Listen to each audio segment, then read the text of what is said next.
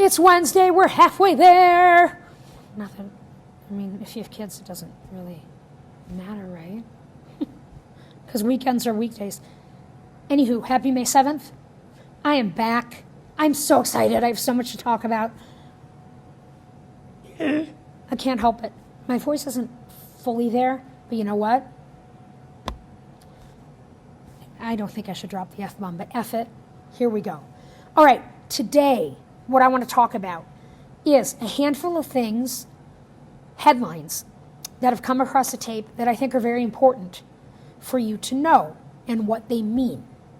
Now, more so as it relates to how it's impacting the markets.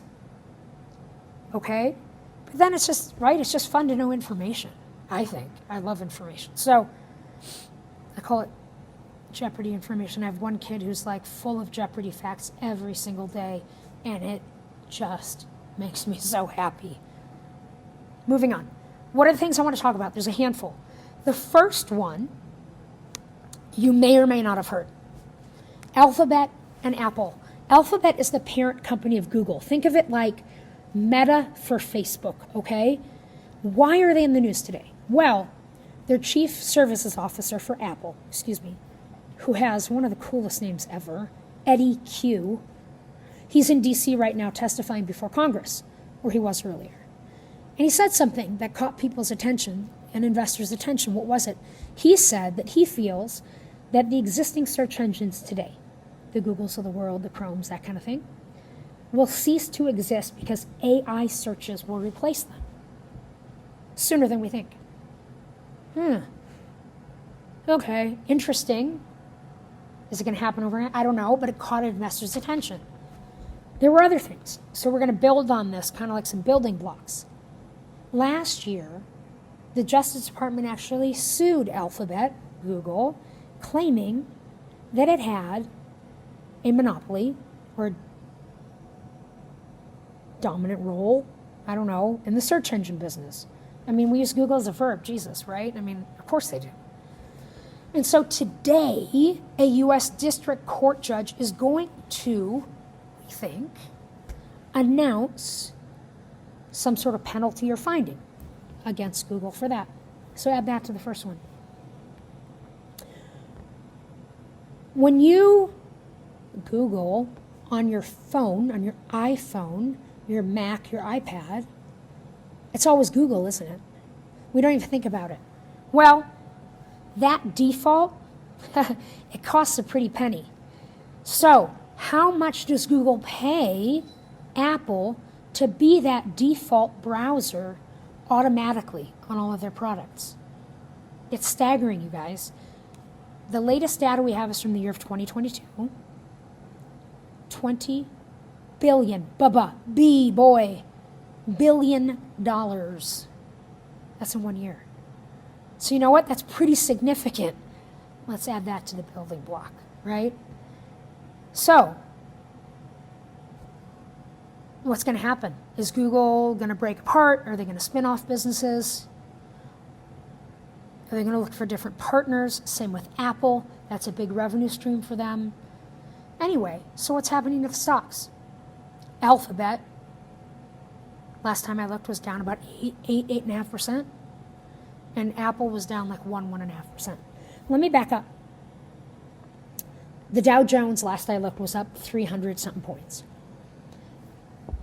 When the market is up and the stocks you're looking at are going down, or conversely, the markets are going down, and this one's even more interesting, your stocks are going up, look into it, dig deeper. There is something, I guarantee you, specific going on with that company to buck the trend. And that's what's happening here. These two stocks are down in they call it down in an up market. So just something to be aware of, okay? Pay attention. Second, Jerome Powell in 19 minutes is going to make an announcement on what he is going to do with interest rates. Remember, Federal Reserve, independent, apolitical, independent organization, sets monetary policy to help with things like unemployment,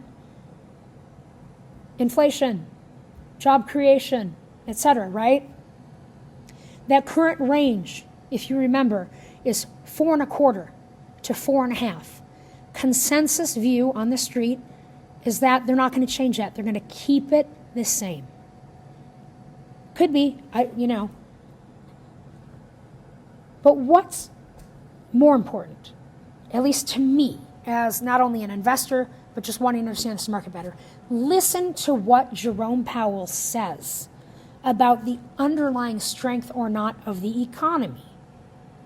Remember, this is an organization that has touch points all over our country, real time, about what they are seeing in terms of consumer behavior, spending, saving, that kind of thing.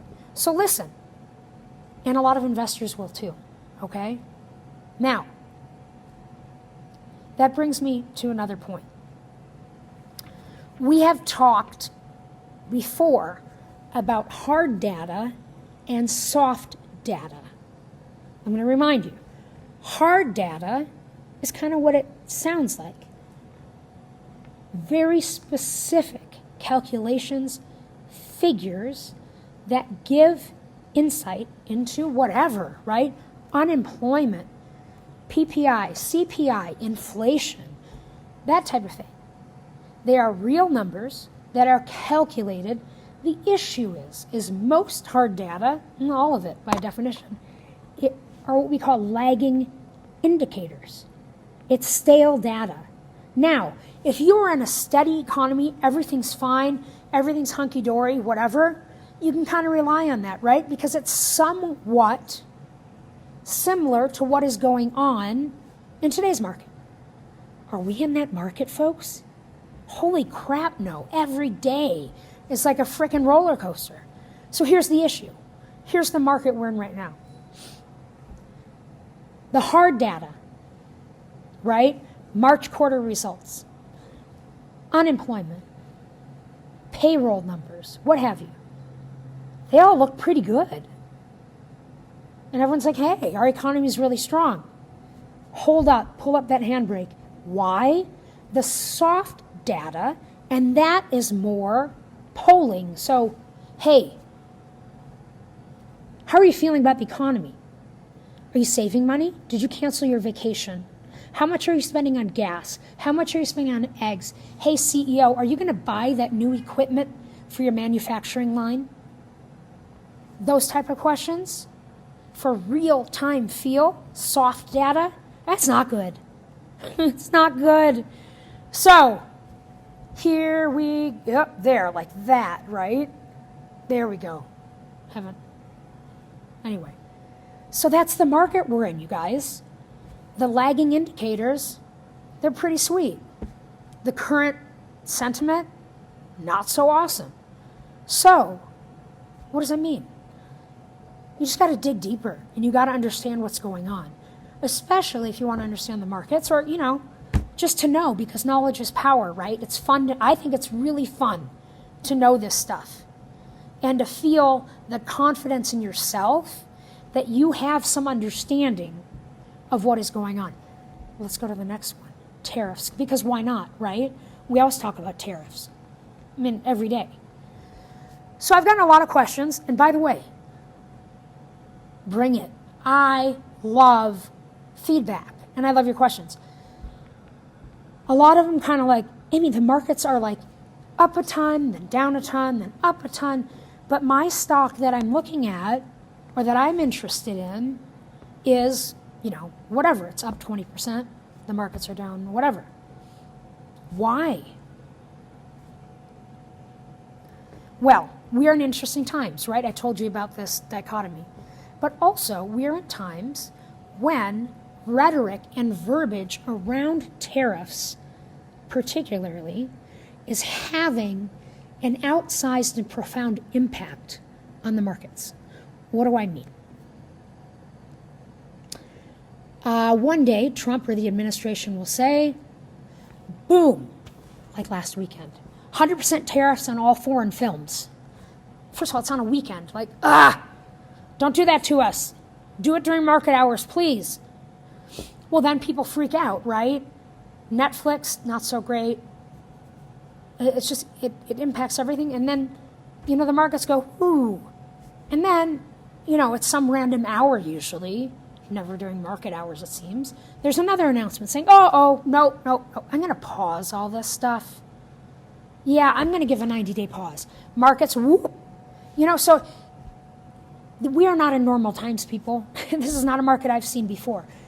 The external factor, if you want to think of it that way, like if we think about COVID, if we think about 9/11, if we think about the '08 collapse, the Lehman Brothers bankruptcy, our equivalent of that right now is a single individual in the White House who's making comments about tariffs and making Canada a 51st state and occupying Greenland. And that is what is doing this all over the frickin' market, okay? It is what it is. Don't fight it. Understand it, right? So, that's the backdrop. But what's more recent? So we still have this 90-day pause, okay? Still, the biggest one to talk about is China, right? Something like a 245% tariff, which includes a retaliatory tariff from them of 125%. It's just crazy. It's just ridiculous. So, look at Shine, and I call it Temu. I think it's Temu, but I like Temu. I do like Temu. What's happened? Temu actually stopped all shipments directly to the United States a few days ago. Okay? Shine is still shipping. But why? Something else happened. So, for almost 100 years, since 1938, there has been an exemption to tariffs, and it's been called, or it is called, the de minimis exemption. It hasn't always been the same value, because obviously a dollar now is worth more than a dollar in 1938. But today, that exemption is $800. So if you are shipping goods into the United States and that value is less than $800, duty-free. Why? Partly just volumes. Can you imagine if every single container that came in had to be taxed and inspected by Border Patrol, whatever? Kind of a nightmare. So that's been around forever. And that has directly benefited companies like Temu and Shine, right? Who have lower value stuff. Well, on May 2nd, 5 days ago, the president closed that loophole completely. Oh, that's one of my cats.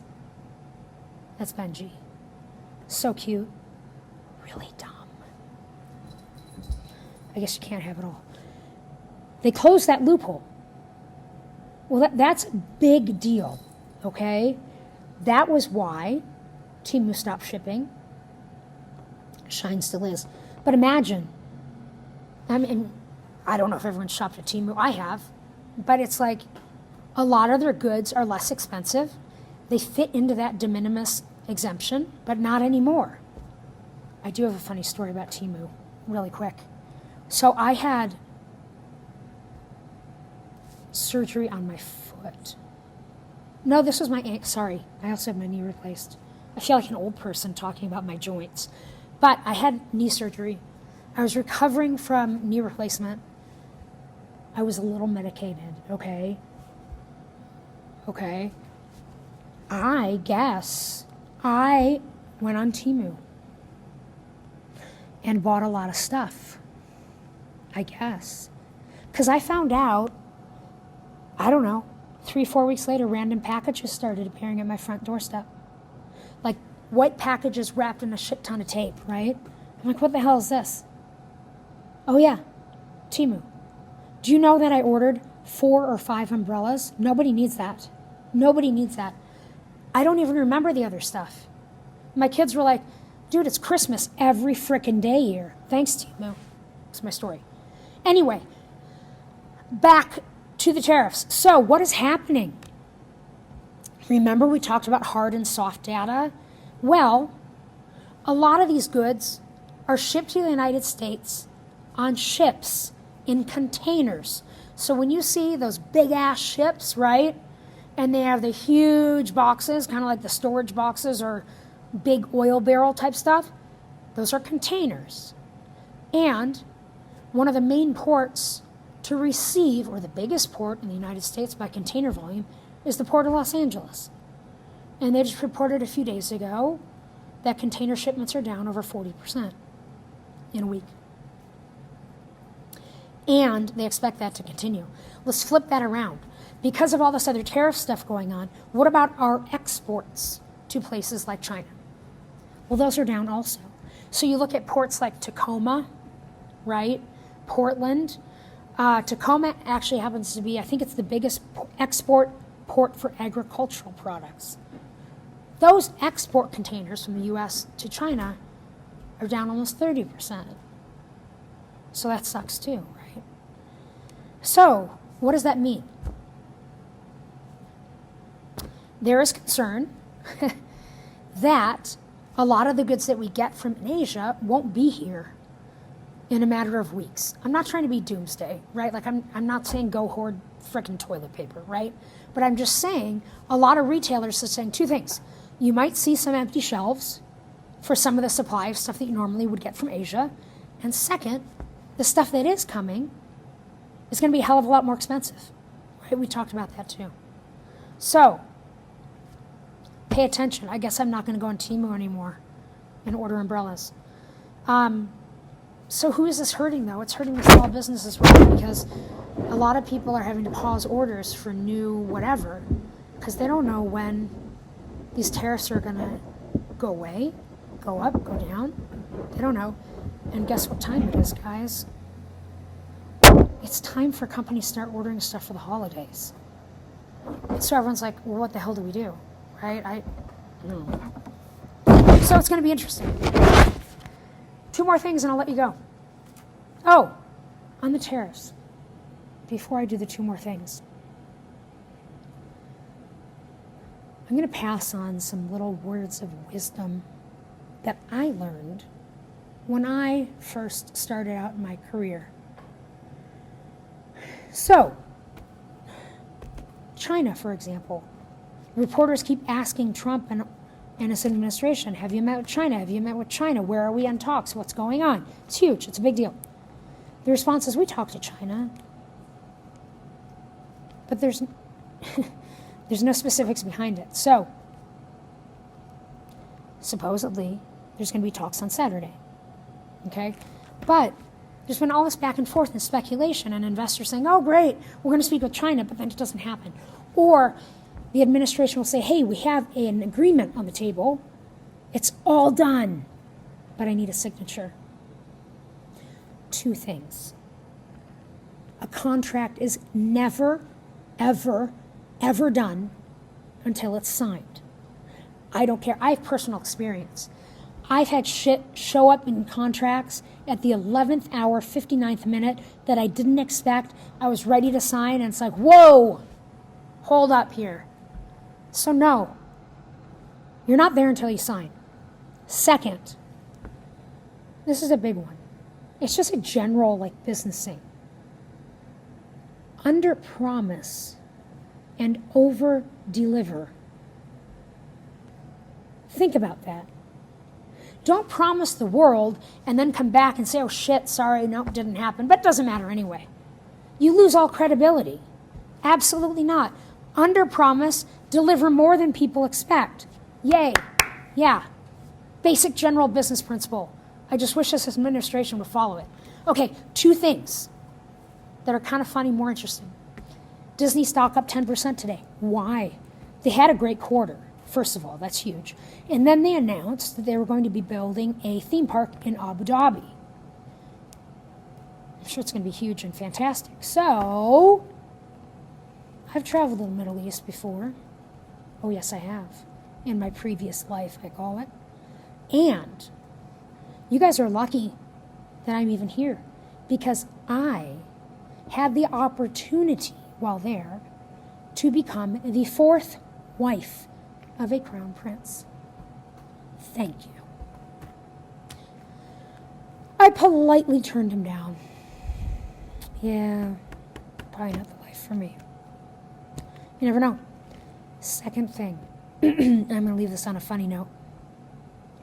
Sometimes I see headlines And I'm like, is this for real? Like, this was on CNBC.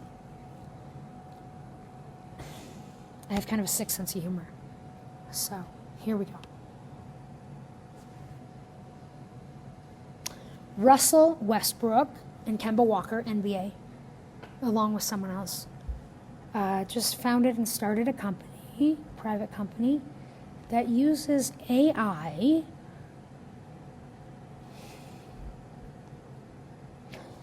to help plan funeral arrangements. Come on, guys, really? Like, can't you just see that going in the wrong direction? I mean, at a really bad time. I mean, this, oh my God. I read that, and of course my mind was like, can you imagine the AI is totally wrong and, like, gets names wrong? I mean, just, ugh. Be kind of funny, though. Anyway, on that note, folks, I'm out of here. I'm done for the day. I hope you enjoyed it. Listen out, the Fed is coming out in 3 minutes. If anything exciting happens, I'll let you know. Take care. Happy to be back. Miss you guys.